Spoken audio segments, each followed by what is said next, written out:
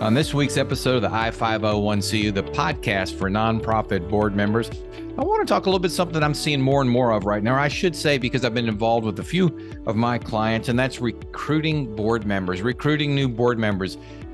For some reason, it seems to be a little bit more challenging nowadays. And I guess studies show that fewer people are spending their time on nonprofit boards or donating their time for such. I have not actually seen that. I mean, there's some anecdotal evidence of such, but it reminded me as I'm working actually with a couple clients, like I said, and they're trying to expand their board composition and some of the challenges they're in. I went back to the episode we had with Hardy Smith, episode 36, and reviewed his book, which is that absolutely wonderful book on really what do nonprofit board members want, and it talks about the dynamic working with the CEO. But I'll tell you, I'm going to dovetail that and kind of evolve that a little bit more about what do new or prospective board members want? What's the sales pitch, if you will, for lack of a better way of framing it? And I'm really starting to codify it, if you will, or note it into four things that prospective nonprofit board members want and why they might serve on a board of directors or what might appeal to them. So hopefully these four tips or points will help those of you who are out recruiting new board members. Hey everybody, this is Michael Corley. Just want to let you know we are now sending out a weekly, very brief newsletter.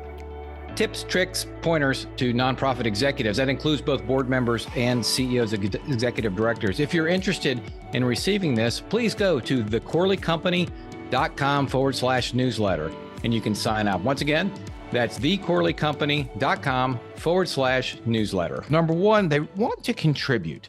They want to be able to use the skills that they have. They want to be able to come and immediately make a little bit of a difference. And that's number two. So let me go back to that. So they want to contribute and they want to make sure their contribution, their intellectual, their time, their contribution makes a difference in the organization. So when they come and sit in that board meeting, they want to be able to make sure that they can offer something and that what they offer does make a difference. You got to remember, these are volunteers, just like other volunteers in the organization. Why do people volunteer? Because they want to make a difference.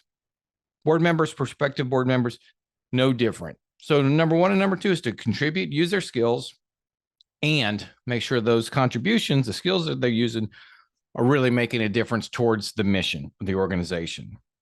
Number three, which is interesting, it's an opportunity. They see it as an opportunity to grow their skills, learn new things. And, I laugh every time a CPA goes on the board. Immediately, they become the treasurer, or people immediately target them as the treasurer. Well, what if you were able to offer that CPA coming on your board an opportunity to learn what it meant to be governance chair, learn what it meant to be secretary, to broaden his or her skills, to do different things? It's a learning and an education opportunity for them. And I know in a previous podcast, we talked about why we believe nonprofit board service is the number one leadership development skill available. And so as you're talking to prospective board members, you can position it as an opportunity that for them to grow and develop their skills and do things outside their normal course of business, if you will, their normal day trade.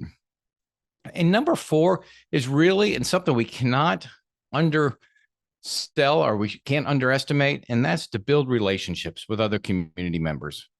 Depending on where people are in their career trajectory, they may not have an opportunity to be exposed to a lot of other leaders in the community, and serving on a nonprofit board certainly does that.